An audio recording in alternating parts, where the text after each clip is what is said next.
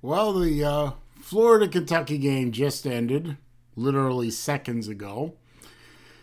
And Florida won the game 34-10. Grateful for that. They managed to shut Kentucky out in the second half.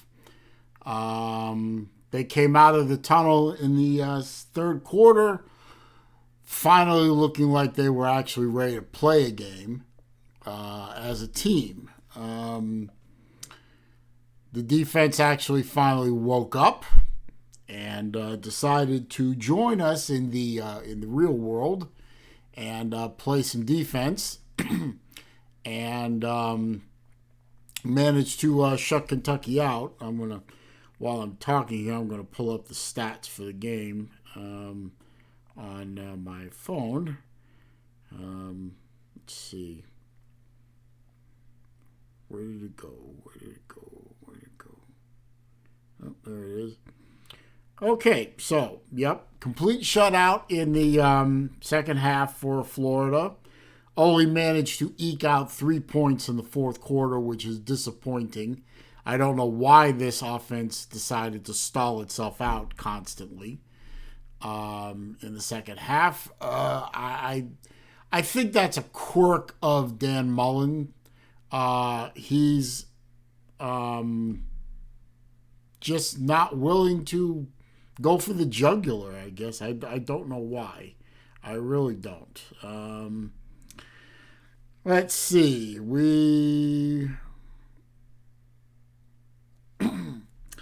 Let's see. Where are we on the stats? Let's see. Kyle Trask finished the game 21 out of 27, 256 yards, 3 touchdowns, no interceptions. Turnover, Terry Wilson finished 10 out of 18 for 62 yards. Sorry. 62 yards, 1 touchdown, 2 interceptions. A quarterback rating of 80.6. Let's see. Their best rusher looks like Azam Rose. 15 carries, 58 yards, 3.9 yard average. No touchdowns, no fumbles. Damon Pierce was our best rusher. It looks like 9 carries, 65 yards, 7.2 yards per carry. Let's see. Finally, our offense woke up in the second half. Remember, the first half we only had 6 first downs. We ended the game with 21. 3 of 9 on third down, 1 of 1 on fourth down. That's really not very good. Not numbers that are going to beat Alabama, quite frankly. Let's see. We had 102 yards total rushing, 316 total yards passing for 418 yards total. 159 yards rushing, 62 yards passing, 221 yards total for the Mild Cats. 2 sacks for us, 1 for them. 3 interceptions for us, none for them. Let's see. We had 2 fumbles and lost them both. Not good. Time possession kind of evened out at the end of the game. 33 and change for Kentucky, almost 27 minutes for Florida. So we actually managed to start moving the ball in the second half. Well, I hope Mullen laid into that team in between the halves. And I hope he lays into Grantham and lights that fat ass on fire every chance he gets. Because, quite frankly, Grantham, I hope, I pray, I pray to the gods above. The football gods, grant me this one wish, that Grantham's time in Gainesville is seriously borrowed. He needs to go. He needed to go at the end of the A&M game. That game was atrocious. That's just inexcusable that game was let go like that. So, all in all, we won the game. First of all, Florida won the game. That's what the glitter Gators are going to focus on. That's what the everything is sunshine and candy canes and rainbows and unicorn farts, and nothing is wrong. And I see them all over the place in the forums that I belong to on Facebook, especially on Gator Nation. God, you post one single criticism of the Florida Gators on Gator Nation, and you get ripped 16 ways to Sunday. It really is tragic that there are so many members of Gator Nation that cannot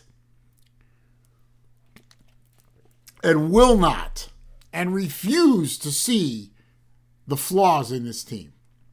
Now, this team has a lot of good positives to it. I mean, the offense, when it wants to, plays lights out.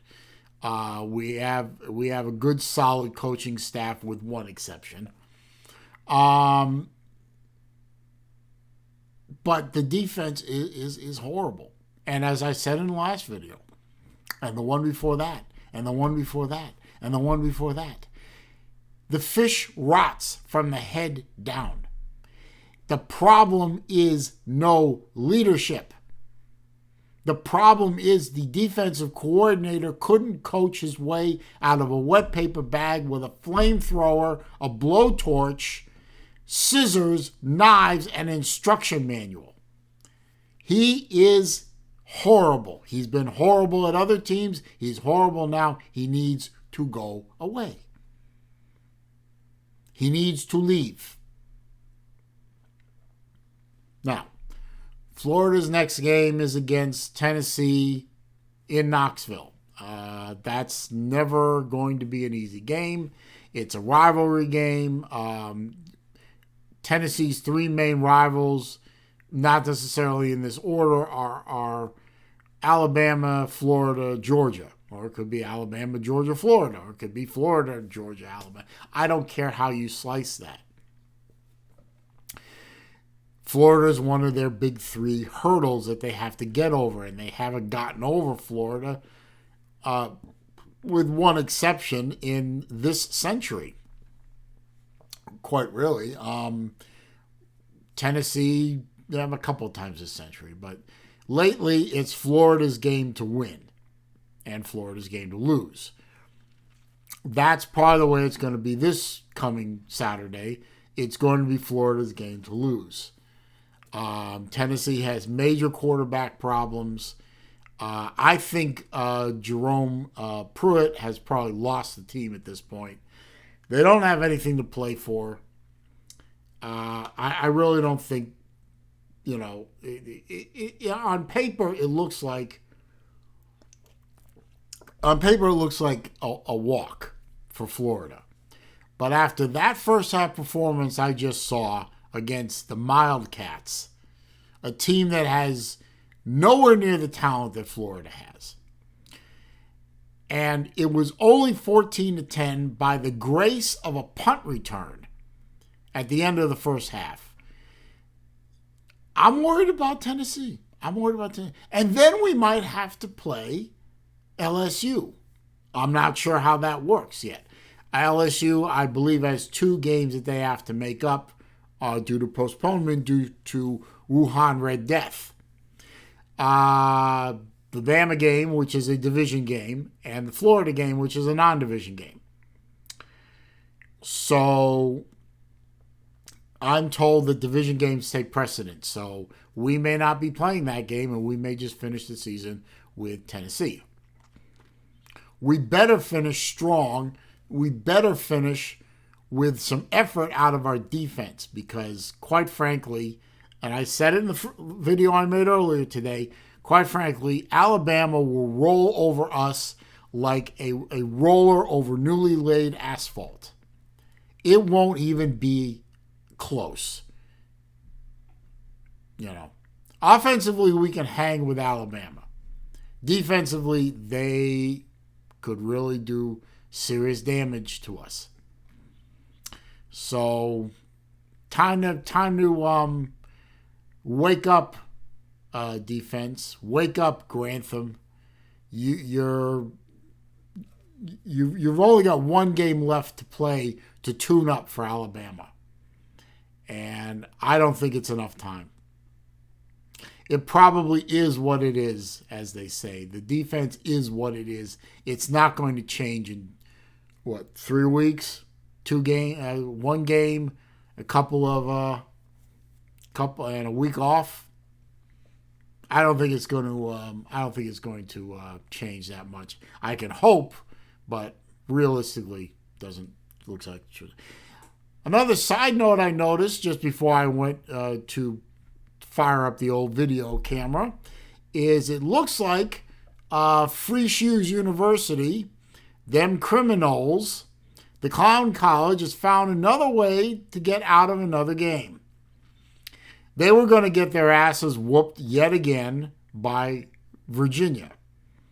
They were going to get their asses kicked last week by Clemson, probably to the tune of 50 points. They were probably going to get beat fairly badly by Virginia, but they found a way to weasel out of it again. And that game has been postponed. And I believe, let me look to see. It was at Florida State. So yet again, another team comes from out of state, travels, gets to Tallahassee, gets all the way to the game and get all the way to game day, and Florida State finds a way to weasel out yet again. Pathetic. Absolutely pathetic. Now, Virginia was not a lights-out team. They were only 4-4. But against a 2-6 team that's basically given up, I think Virginia probably would have rolled quite nicely. So, Free Shoes University finds a way yet again to not get their asses kicked on national television. Here's to you, criminals. You suck. And I'm really, really upset that we're not going to get to play them this year and put a beat down on them in the Doak. That pile of crap stadium, you call it a stadium. I call it a dump. But you're not playing again this week, so have a nice Saturday off, boys. Go ahead and run around the campus like a bunch of idiots and get more the Wuhan Red Death. So let's see. Who are you going to play next? Let's see. Your next opponent was the Dukies. Yay, the Duke team. You'll probably run around campus and go get some more of the Wuhan Red Death so you don't get your asses jacked up by them too. Pathetic. Anyway. Real quick, let's look at some other games here that are of note. Looks like Oklahoma State's going to roll over Texas Tech. That's no big achievement. East Carolina seems to be determined to let SMU back in the game a little bit, but it looks like they should win. North Carolina took the lead from Syracuse. They were behind earlier. Let's see. The Iron Bowl is about to kick off in a few minutes, so I'm going to wrap this up and get it uploaded. I think Bama rolls in that game. That should be a fairly easy win. Georgia State beat Georgia Southern. Whoopee. Indiana beat Maryland. Big deal. Penn State finally got off the schneid and beat Mr. Khaki Pants and his merry band of slumber party graduates. 27-17. So that means we've got a 1-5 Penn State, and we've got a 2-4 Michigan. I don't know why Harbaugh still has a job. I really have no idea why Harbaugh still has a job. One of the directional Michigans won. Ohio won. Missouri blew out Vanderbilt. You know what that means? That's like saying Missouri blowing out Vanderbilt is like, I don't know, Alabama beating Missouri? Or whoever they beat. It doesn't mean anything. It really doesn't. But good on you, Missouri. You beat up a team. that has absolutely no offensive firepower except when they played the Florida Gators.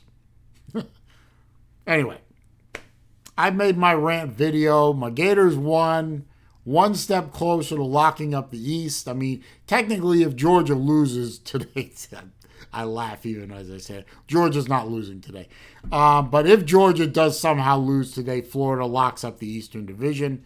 If we win next weekend against Tennessee, we lock up the Eastern Division. So pretty much it's ours, for the most part. So we won the game. Congratulations to the Gators.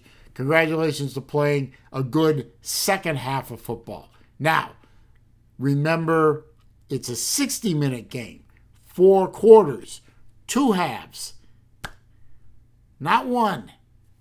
You got to play them both, guys. And for God's sakes, hashtag fire Grantham. I'll keep repeating that as long as Grantham continues to pollute the sidelines of the University of Florida. Anyway, y'all have a good rest of the day. Go Gators. Screw you haters.